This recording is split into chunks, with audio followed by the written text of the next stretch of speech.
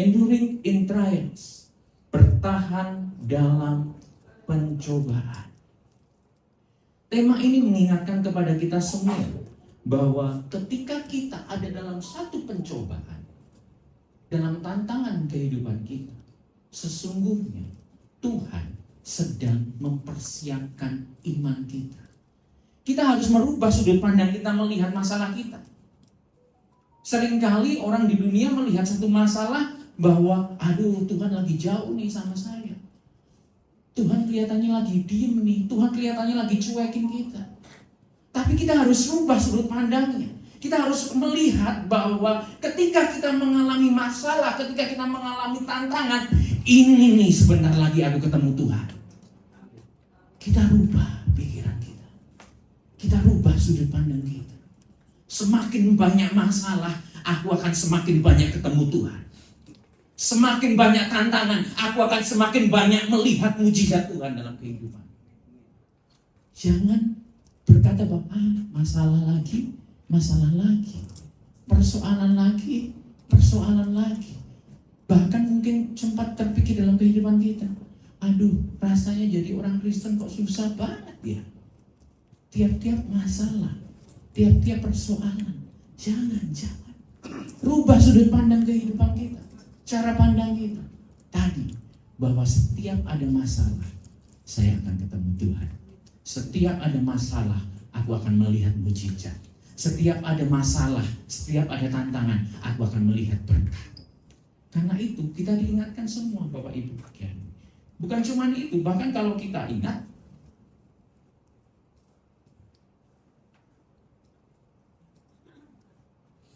di Alkitab juga ada kisahnya Yusuf.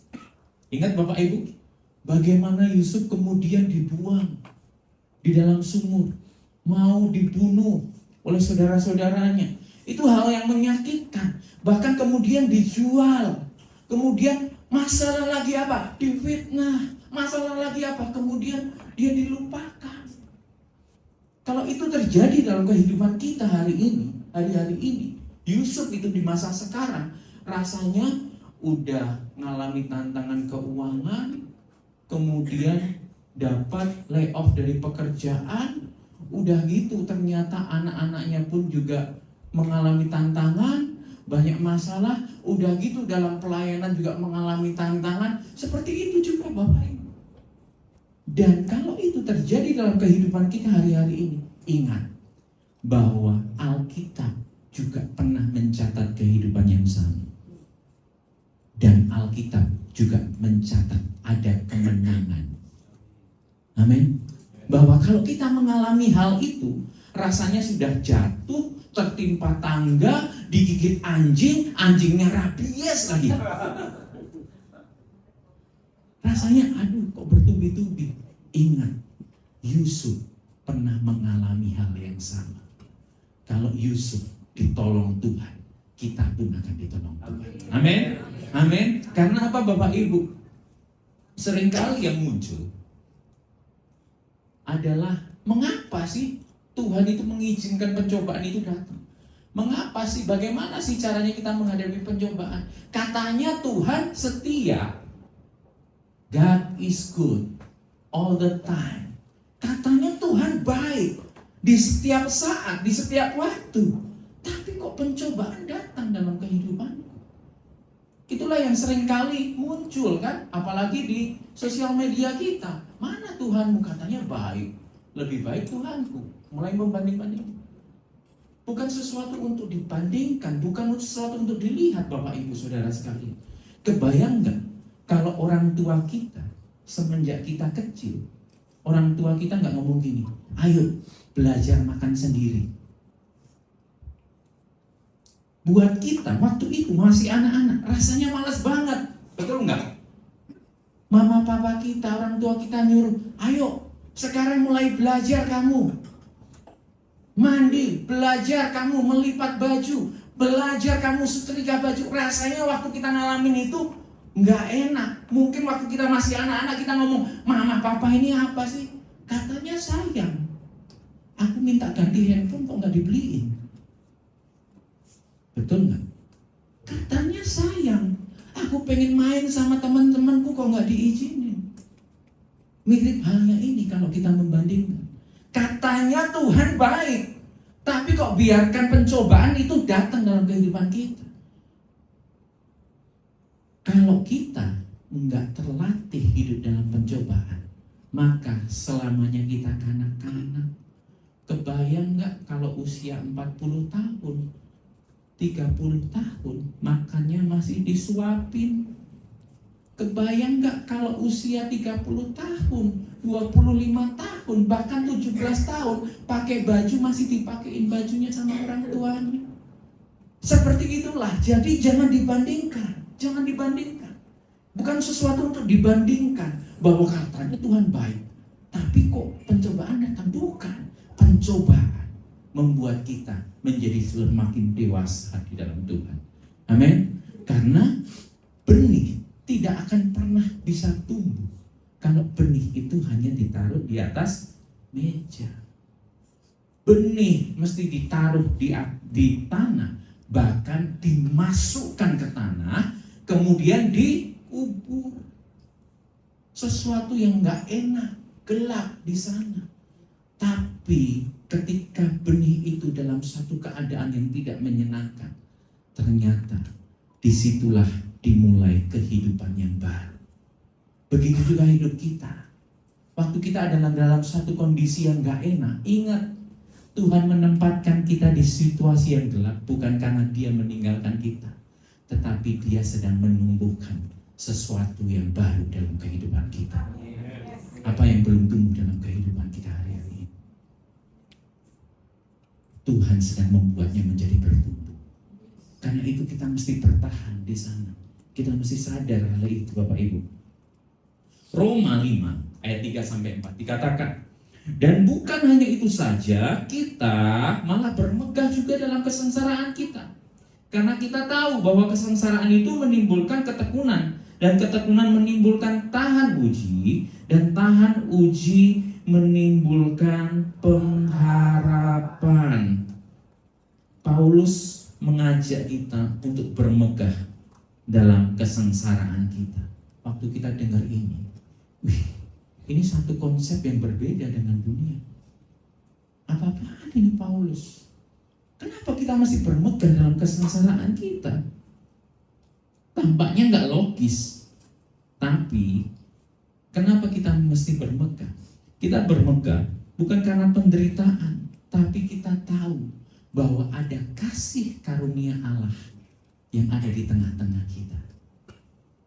Sudut pandang itu loh yang tadi saya ngomong di awal. Sudut pandangnya berubah. Kita bermegah. Semakin banyak persoalan, aku semakin akan melihat Tuhan. Amin. Dan bukan cuma itu Bapak Ibu. 1 Korintus 10 ayatnya yang ke-13 dikatakan, pencobaan-pencobaan yang apa? Kamu alami ialah pencobaan-pencobaan apa? Biasa. Yang tidak melebihi.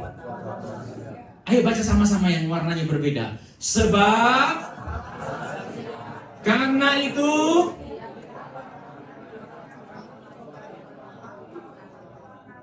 pada waktu kamu dicobai, Ia akan memberikan kepadamu jalan keluar sehingga kamu dapat menanggungnya. Katakan amin. Yes. Ini janjinya Tuhan. Ini janjinya Tuhan. Ini yang membedakan kita dengan orang-orang yang belum mengenal Tuhan. Amin. Persoalannya mungkin boleh sama, tantangan keuangan, tantangan keluarga, tantangan pekerjaannya mungkin boleh sama, tapi yang membedakan kita punya Tuhan yang sudah berjanji. Amin. Tidak akan membiarkan kita dicobai melampaui kekuatan kita. Bahkan Dia memberikan jalan keluar. Amin, Bapak Ibu. Jadi ayo hari ini kita diingatkan kembali. Dalam pencobaan kita punya Tuhan yang besar. Dalam pencobaan kita punya Tuhan yang sudah berjanji dalam kehidupan kita. Bertahan dalam pencobaan bukan berarti tidak ada rasa sakit dan kesulitan. Bukan. Ada rasa sakit dan kesulitan, melainkan tentang bagaimana kita merespon kesulitan itu dengan iman dan ketekunan. Senior pastor kita tadi juga sampaikan di suara gembala, iman dan ketekunan. Mungkin hari-hari ini kita sedang mengalami tantangan tadi saya sampaikan di awal. Sudah berdoa berbulan-bulan untuk pasanganku. Sudah berdoa bertahun-tahun untuk anakku. Sudah berdoa berbulan-bulan untuk pekerjaanku, bisnisku. Ingat, kalau hari ini masih belum terjawab, itu sedang menguji iman dan ketekunan kita. Jadi jangan putus asa Bapak Ibu. Karena apa? Kita punya Tuhan yang sudah berjanji. Janjinya selalu ditepati dalam kehidupan kita. Jadi hari ini kita akan belajar 3 hal tentang bertahan di dalam pencobaan. Yang pertama, bahwa pencobaan adalah proses Allah untuk memurnikan iman kita. Roma 5 ayat 3 dikatakan tadi kan, kita malah bermegah juga dalam kesengsaraan kita. Pencobaan, saya ulang kembali, pencobaan bukan tanda bahwa Allah meninggalkan kita, tetapi tanda bahwa Ia sedang bekerja. Paulus mengajak kita bermegah dalam kesengsaraan. Bukan karena kita senang menderita, tapi kita tahu maksud ilahi di balik penderitaan kita. Tunggu waktunya. Tunggu waktunya. Kita selalu bisa ngomong, Tuhan sudah janji, tunggu waktunya. Tidak akan melebihi kekuatanku, bahkan akan ada jalan keluar dan penyertaan Tuhan yang akan datang. Amin. Amin. Yakobus 1 ayat 2-4 dikatakan di sana, saudara-saudara, anggaplah sebagai suatu kebahagiaan. Ayo. Satu paradigma yang berbeda dengan dunia. Dunia ngomong kalau bisa dihindari, tapi kita malah ngomong kalau aku dalam pencobaan aku berbahagia, karena Engkau sedang melatih imanku dan melatih ketekunanku di dalam Engkau. Amin. Amin. Seperti halnya apa? Seperti halnya bahwa pencobaan itu bukan sebagai hukuman, melainkan proses pemurnian iman kita. Emas untuk menjadi murni, maka dia mesti dibakar. Dibakar, dimurnikan, dipisahkan emas murninya sama peraknya. Bapak Ibu, saya punya teman yang pengusaha emas, saya pernah melihat di sana, kalau perhiasan itu untuk dimurnikan menjadi batangan, maka perhiasan itu mesti disatukan di satu tempat, semua cincin, kalung, gelang semua dimasukkan, kemudian dibakar di sana sampai cair, kemudian dia mesti dipisahkan. Nanti waktu emas itu dituang ke dalam air, maka dia akan memisahkan. Bahkan nanti di air itu ditaruh besi, maka perak-peraknya akan mulai nempel di besi tersebut. Dipisahkan. Kebayang nggak kalau kita emas itu, waktu menghadapi panasnya, waktu ditempa itu nggak mudah. Tapi waktu sudah murni, harganya naik terus kan Bapak Ibu hari-hari ini kan? Amin. Amin. Yang amin kenceng pasti emasnya banyak. Amin.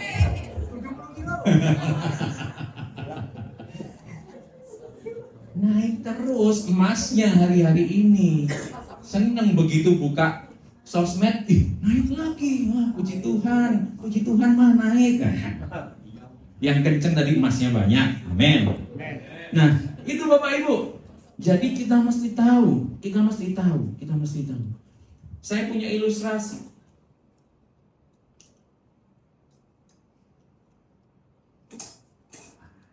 Seorang pelari ketika dia harus mau melakukan perlombaan, dia bukan hanya mempersiapkan fisiknya saja, tapi yang terpenting adalah mentalnya juga.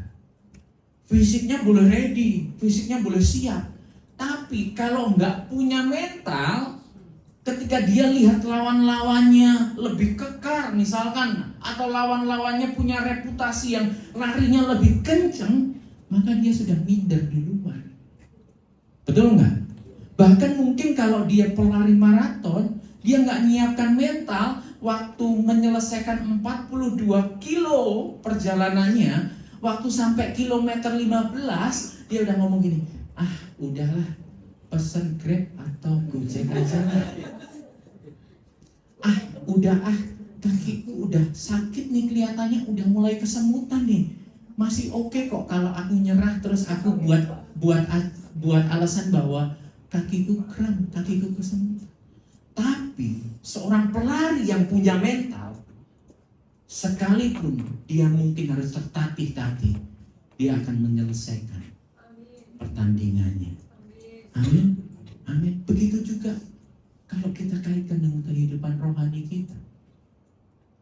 Tuhan itu sedang mempersiapkan dulu. Seringkali manusia cuma mau senangnya, suksesnya, ya kan? Kemenangannya. Tunggu dulu.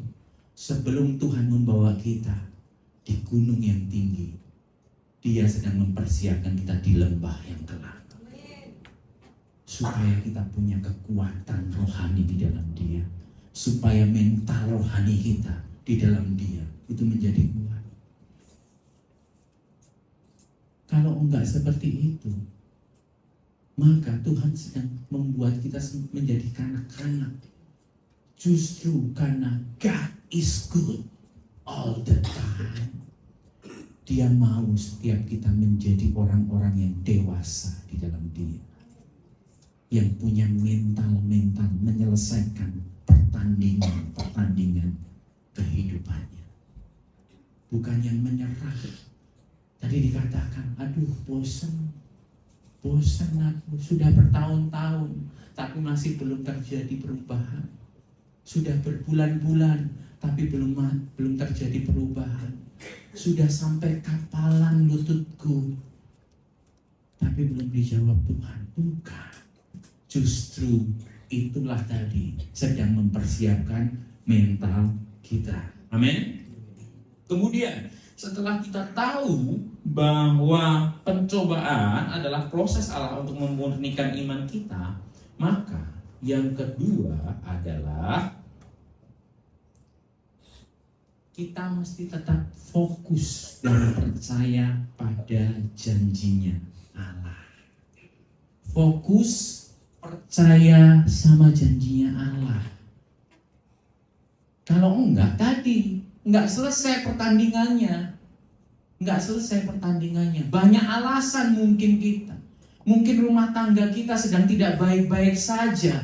Tapi kalau kita fokus pada janjinya Tuhan dan percaya sama janjinya Tuhan, kita bisa ngomong sekalipun sekarang belum ada jawabannya, sekalipun rumah tanggaku tertatih-tatih, tapi aku punya Tuhan yang sudah berjanji. Mungkin jalannya tertatih-tatih, rumah tangganya, bisnisnya, parentingnya, mendidik anak-anaknya, komunikasinya dengan orang tua kita tertatih-tatih, dengan mertua kita tertatih-tatih. Tapi kita tetap berjalan, bukan berhenti. Udahlah, akhiri semuanya. Bukan. Kita tetap berjalan. Kita fokus. Roma 5 ayat 3-4 dikatakan, kesengsaraan itu apa? Menimbulkan ketekunan, dan ketekunan menimbulkan tahan uji, dan tahan uji menimbulkan pengharapan. Kesengsaraan, sengsara nih. Waktu kita tetap jalan, kita tetap percaya, maka kita akan bertekun di sana. Tetap tekun. Sudah nyoba pekerjaan, sudah coba berdagang, kerjain, bikin ini, bikin itu, bikin ini, bikin itu, tapi belum berhasil. Jalanin saja terus. Itulah ketekunan. Maka waktu kita bertekun, sesungguhnya kita sedang tahan terhadap ujian. Kekuatan kita sedang bertambah sesungguhnya. Dan ada pengharapan di sana. Amin. Maksudnya adalah Tuhan sedang melatih otot rohani kita. Jadi waktu kita dalam kesengsaraan tetap bertekun, tetap diangkat terus, lama-lama otot rohani kita semakin hari semakin kuat. Kita tetap bisa percaya dan yakin sama Tuhan. Oke? Diangkat saja terus, sama halnya tadi. Sekalipun tertatih-tatih, tapi perjalanannya semakin maju enggak? Maju. Tapi kalau kita berhenti, selesai. Itulah yang dimaksud. Jadi semakin sering diuji, semakin kita mengenal kesetiaan Tuhan. Ketekunan itu membentuk karakter kita yang tahan uji. Dan karakter yang tahan uji melahirkan pengharapan yang teguh. Karena itu tetap fokus. Jangan berhenti. Apapun keadaan kita, apapun persoalan yang kita hadapi dalam kehidupan kita hari-hari ini, tetap berjalan sama Tuhan. Sekalipun harus merangkak, tetap berjalan sama Tuhan. Karena waktu kita terus bergerak, sesungguhnya sedang berjalan lebih maju, lebih maju. Kalaupun pelan, lebih maju, lebih maju, lebih maju. Siapa tahu ternyata kalau kita sedang mengalami, mungkin saya ilustrasikan, kita sedang perlu air hujan.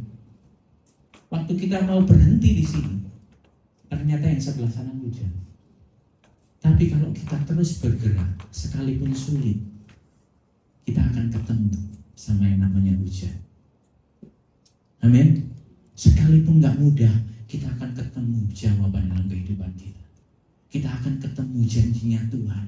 Kita akan ketemu penyertaannya Tuhan. Kita akan ketemu berkat-berkatnya Tuhan. Jadi fokus. Fokus artinya adalah memusatkan hati, pikiran, dan arah hidup kepada Tuhan. Pokoknya selalu lihat Tuhan, selalu pandang Tuhan, selalu perkatakan janjinya. Jangan berhenti, terus bergerak. Ibrani 12 ayat 1-2 dikatakan, seringkali kita ngomong, mungkin kok yang disampaikan itu hanya untuk orang-orang yang memang mau berlomba. Kalau aku kehidupanku nggak berlomba. Bahkan bahasa anak-anak sekarang slow living aja. Enggak, Bapak Ibu Saudara sekalian. Ibrani 12 ayat 1-2 dikatakan, karena kita mempunyai banyak saksi bagaikan awan yang mengelilingi kita, marilah kita menanggalkan semua beban dan dosa yang begitu merintangi kita, dan berlomba dengan tekun dalam perlombaan yang diwajibkan bagi kita. Ternyata perlombaan kehidupan, tantangan kehidupan itu wajib untuk kita. Karena ini wajib, jadi harus dijalankan. Menjalankannya gimana? Firman Tuhan kasih caranya. Caranya mana? Yang selanjutnya, marilah kita melakukannya dengan apa? Mata yang tertuju kepada Yesus. Wajib, tapi ada jalan keluarnya. Tuhan kita itu baik. Wajib, tapi dikasih caranya. Waktu menghadapi kesusahan, kesulitan, tapi dia juga memberikan jalan keluarnya. Amin. Karena itu kita mesti tetap fokus sama Tuhan. Fokus selalu memandang kepada Yesus. Enggak cukup Bapak Ibu hanya di hari Minggu memandang kepada Yesus. Oke, mulai sekarang aku akan memandang kepada Yesus tiap hari Minggu. Ya enggak, persoalan kita datangnya Senin, Selasa, Rabu, Kamis, Jumat, Sabtu, ganti-ganti lagi. Iya kan? Terus kita ngomong, iyalah aku memandang kepada Tuhan hari Minggu. Enggak cukup. Mesti apa? Setiap hari. Persoalan datang, mandangnya kepada Yesus. Persoalan datang lagi, mandangnya kepada Yesus. Persoalan datang lagi, mandangnya kepada Yesus. Persoalan datang lagi, mandangnya kepada Yesus. Tambah maju nggak? Tambah maju. Hidup kita akan terus berprogres. tanpa kita sadari otot rohani kita menjadi kuat di dalam Dia. Karena kita pernah mencatat ada satu muridnya Yesus karena nggak fokus, jadi dia kehilangan arah. Murid Yesus itu adalah Petrus. Matius 14 ayat 29 sampai 31 dikatakan, kata Yesus, datanglah, maka Petrus turun dari perahu dan berjalan di atas air mendapatkan Yesus. Tetapi ketika dirasanya tiupan angin, takutlah ia dan mulai tenggelam, lalu berteriak, Tuhan, tolonglah aku. Segera Yesus mengulurkan tangannya, memegang dia dan berkata, hei orang yang kurang percaya, mengapa engkau bimbang? Kisahnya tentang Petrus tuh. Waktu ada angin topan tengah danau, kemudian lihat dari jauh, teman-temannya yang lain ngomong, hantu itu hantu, hihihi. Ternyata Petrus ngomong, bukan itu Yesus, itu Yesus. Petrus ngomong, kalau engkau Tuhan, biar aku berjalan ke sana. Yesus ngomong, ya sini, ke sini. Itulah yang seringkali kita alami dalam kehidupan kita. Kalau itu maunya Tuhan, kasih tunjuk dong, kasih tandanya dong, supaya aku melangkah ke sana.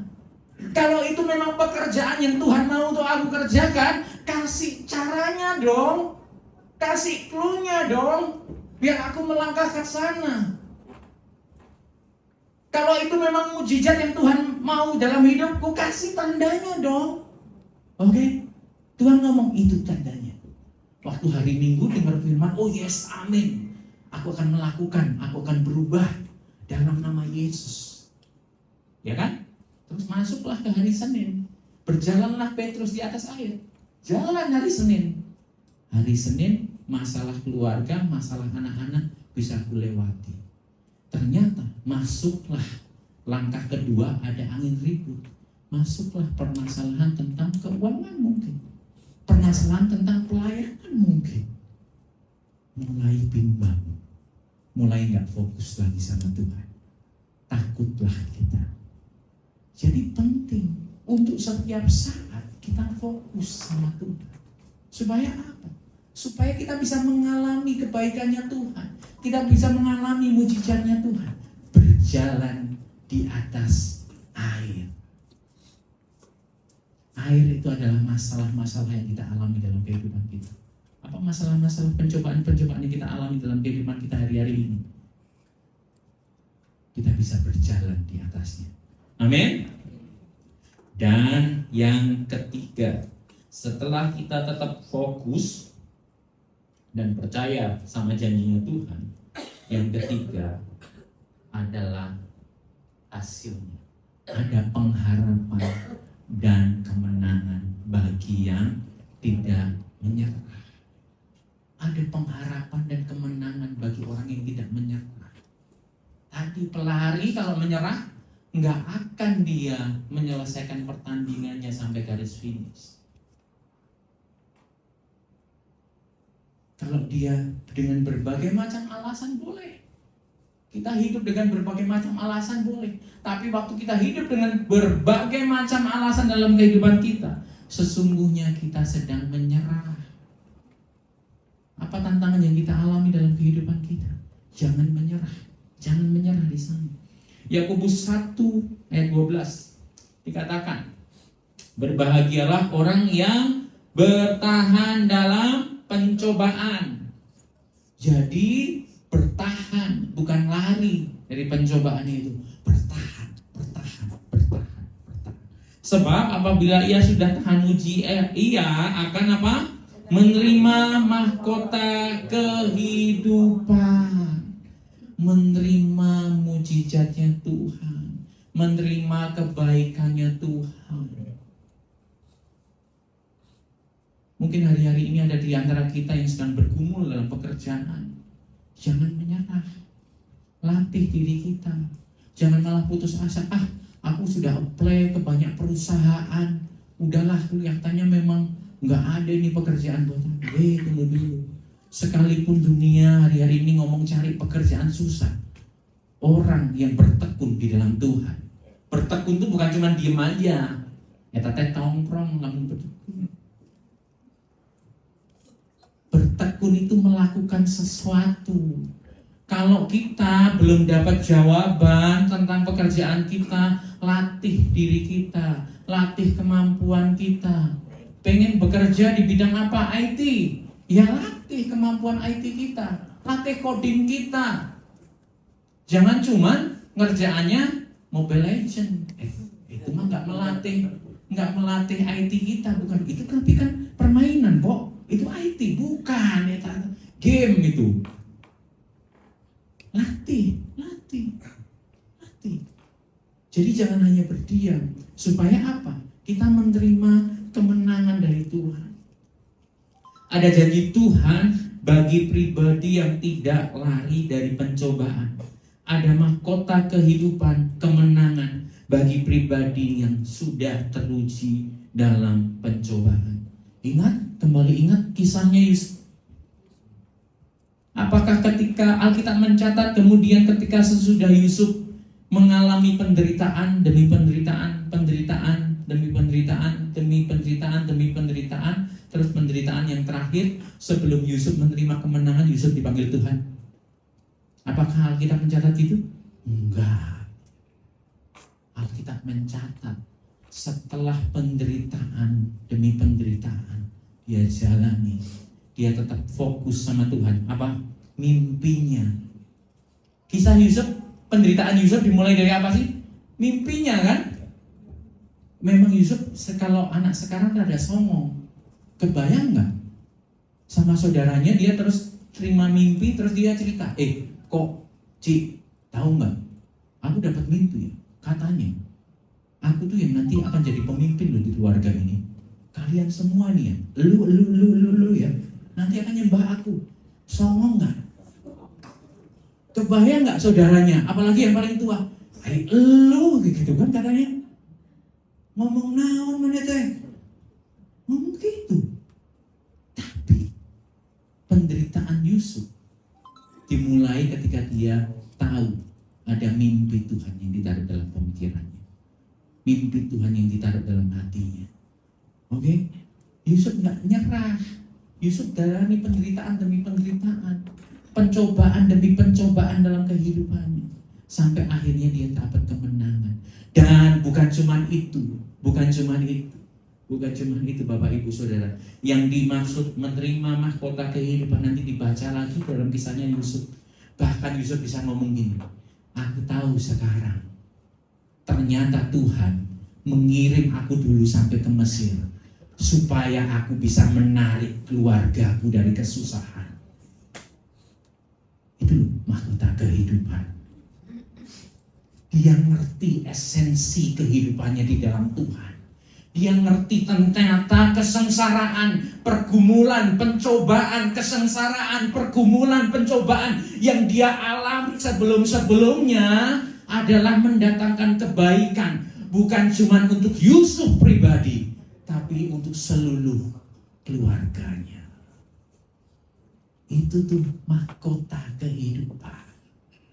Bukan cincin kehidupan, tapi mahkota. Bisa dilihat oleh banyak orang, bisa dirasakan oleh banyak orang. Amin Bapak Ibu. Amin. Jadi hari ini kita belajar 3 hal. Saya mengajak pemuji pemusik maju ke depan. Kita sudah belajar 3 hal tentang bertahan dalam pencobaan. Yang pertama, bahwa kita mesti sadar pencobaan itu adalah proses Allah untuk memurnikan iman kita. Katakan proses. Proses Allah untuk memurnikan iman kita. Nah, supaya kita tahu, supaya kita bisa mengatasi, supaya kita bisa menyelesaikan pencobaan yang kita hadapi, maka yang kedua adalah tetap fokus dan percaya pada janji Allah. Katakan fokus. Oke, jadi kita mesti tahu ada proses, kemudian kita tetap fokus sama Tuhan. Dan yang ketiga, ingat, selalu ada pengharapan dan kemenangan bagi kita yang tidak pernah menyerah. Saya tutup dengan slide yang terakhir dengan pencobaan bukan akhir, tapi awal dari kemenangan yang Tuhan sedang siapkan bagi mereka yang tetap setia. Karena itu Bapak Ibu Saudara sekalian, marilah kita menjadi orang yang setia, orang yang bertahan dalam pencobaan. Fokus kepada Tuhan, pasti kita dapat kemenangan. Karena yang kita pegang apa? Janjinya Tuhan, janjinya Tuhan. Amin Bapak Ibu. Jadi mari kita menjadi pelaku-pelaku firman Tuhan dan senantiasa hidup dalam janjinya Tuhan. Gak perlu khawatir, gak perlu jenuh. Kalau kita sudah berjuang, berusaha berhari-hari, berbulan-bulan, mungkin bertahun-tahun, ingat, ada Tuhan yang sudah berjanji.